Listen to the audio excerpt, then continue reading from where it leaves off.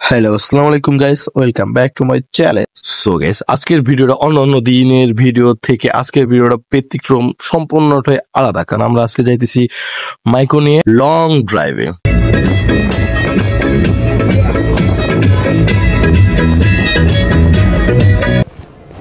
समझ रहे हो आप समझ रहे हो সো গাইস, আজকে যেতেছি আমাদের সব থেকে ভাইরাল পপুলার জায়গা হইতেছে পদ্মা সেতুর ইলিশ ভাজা। আমাদের পদ্মার এপারের আমার মনে হয় না এমন কোন লোক বাকি আছে এখানে যাওয়া বা এখানে খাওয়া। ওইখানে মূলত সকল শ্রেণীর লোকজনই শখের বিষয় একবার হলেও আসে। সো গাইস, আমরা ওখানে যে কতটা মজা করব কি করব সম্পূর্ণ ভিডিওর মাধ্যমে তুলে ধরবো। আর আস্তে আস্তে আমাদের গাড়ির তেল শেষ, তাই কিছু তেল ভরে নিলাম। আর আমাদের এই রাস্তাগুলো এতটাই সুন্দর, প্রায় দেখার মতো, যে কেউ যদি না আসে কেউ এটা বিশ্বাসই করতে পারবে না।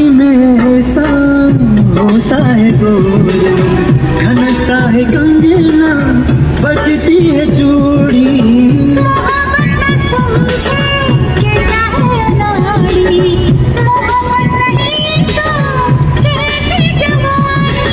এত দূরের রাস্তা কিভাবে যাব, তাই একটা ভাবলাম যে ওর একটু নাচতে বলে একটা ভিডিও নেই, এতে সব ভিউয়ার্স একটু খুশি হবে আর আমাদের এই লং ড্রাইভের জার্নিটা দ্রুত শেষ হয়ে যাবে। अभी मजा आएगा ना भिड़ो।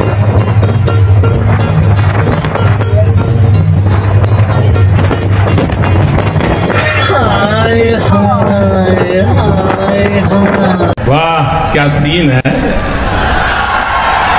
वाह क्या सीन है।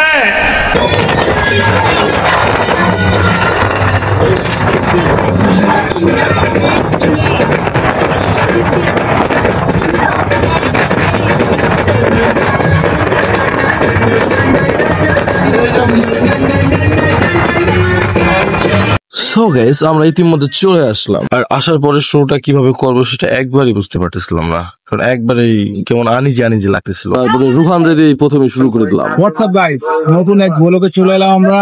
এম ব্লগ থেকে এলাম, ঠিক আছে। আজ চলেছি এমন বিখ্যাত এক খিচুড়ি দোকানে, যেই দোকানে বলে 20 থেকে 22টি দেখ বিক্রি করে, সেমন একটা রিসোর্টে রেস্টুরেন্ট চলে এলাম।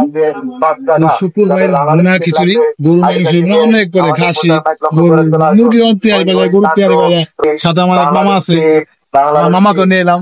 এই যে আমার মামা, तू समझा हाँ नहीं तू समझा नहीं 22 থেকে 20 থেকে 22 দেখ। এই দেন,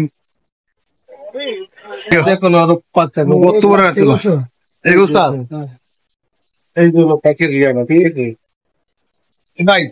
মানে এখানে প্রতিদিন সেল হয় কেমন? মানে আপনার এখানে মানে মোট কতজন কাম করেন?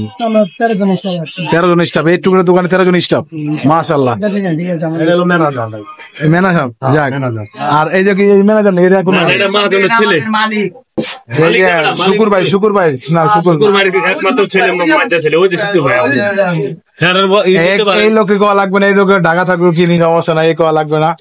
লাখ লাখ টাকা খিচুড়ি পার্সেল দিয়ে এই লোক দিচ্ছে আমাদেরকে, এই লোকে আমাকে চিনা লাগবে না। যাক, শুকুর ভাই। মূলত অবশেষে খাবার টেবিলে বসতে পারলাম। আর শুরুতেই সালাদ দিছে, আর আছে জলপাই আচার। সালাদটা মূলত বানাইছে সরিষার তেল দিয়ে। আর এত পরিমাণ লোকজন ঘাড়ের উপর দাঁড়ায় থাকে। আমি আবার গরুর গোশ খাই না, তাই ইলিশ মাছ নিলাম। আর এত কিছু মিলে একজনই কারিগর, সে ভিতরে তারা দেখালাম, সে রান্না করতেছে, এখনো রান্না চলতেছে এখানে। আর সালাদটা নাকি মূলত সবার কাছে ভালো লাগছে। আমার কাছে সালাদটা মোটামুটি, অতটাও ভালো না, বাট চলে। আর রোহানে মূলত খাবার হইলেই হয়, গরু খাসি যাই হোক, ওর কোনো ব্রেক নেই। তারপরে আমরা আল্লাহর নাম নিয়ে খাওয়া শুরু করে দিলাম। আর আমি 2টা ইলিশ মাছ নিয়েছিলাম। ইলিশ মাছটা মূলত সরিষার তেল দিয়ে ভাজা ছিল, অস্থির আকারে ঘ্রাণ। আর এই ইলিশ মাছটা এই পদ্মারই, মানে আমরা যেখানে আসছি, আর রাত্রে আসছি তো, তাই এখানে পদ্মার ভিডিওটা আমি সম্পূর্ণভাবে দেখাইতে পারতেছিলাম না। সো গাইস, এখানে ইলিশ মাছটা আমার কাছে খুবই ভালো লাগছে, বাট আমার গরম যে কোনো কিছুই ভালো লাগে। আর যদি এখানে কেউ আসেন, অবশ্যই খাবারটা ট্রাই করে দেখবেন। আমার কথার উপর ভিত্তি করে না, একবার খাওয়ার পরে আপনি দেখবেন কতটা ভালো নাকি খারাপ। আর আমার খাবারের সাথে কালিজিরা, আলু ভর্তা এবং সরিষার তেল ছিল, অনেক কিছু দিছি। আর এখানে অনেক পরিমাণ ভিড় ছিল, অনেকটাই ভিড় ছিল। তাই ফ্যান থাকাকালীন অনেক পরিমাণ গরম লাগছে। আর কোনো মতে খাইয়ে মাশাআল্লাহ তারপর বের হয়ে আসি। আর ওইখান থেকে এসে আমি দ্রুত গাড়ি ভিতরে যে এসি ছাড়তে বাধ্য হই, এত পরিমাণ গরম ছিল ভিতরে। চোখের জাজ বেরিয়েছে, রান্না ওই জায়গায় তো, সেই কারণে দেখছো কি পরিমাণ ভিড়। ভিড়ের কারণে খাইয়া মনে করো আরো বেশি প্রেশার মনে হয়েছে, গাড়ির উপরে লোক দাঁড়াইছিল তো, এতে মনে হয়েছে যে উড়ে না কেহারা, বুঝছো, আমাকে উপরে বস, এতটাই প্রেশার ছিল। আট বারো আজকে অলরেডি কিন্তু 12 শেষ হয়েছে ওই যে। অবশ্যই যদি সোমবারে এরকম যদি ভিড় হয়ে থাকে কোনো বন্ধ দিন ছাড়াই, তো অবশ্যই শুক্রবারে মনে হয়, শুক্র শনি আরো অবশ্যই অনেক অনেক অনেক বেশি ভিড় হবে, তাই না?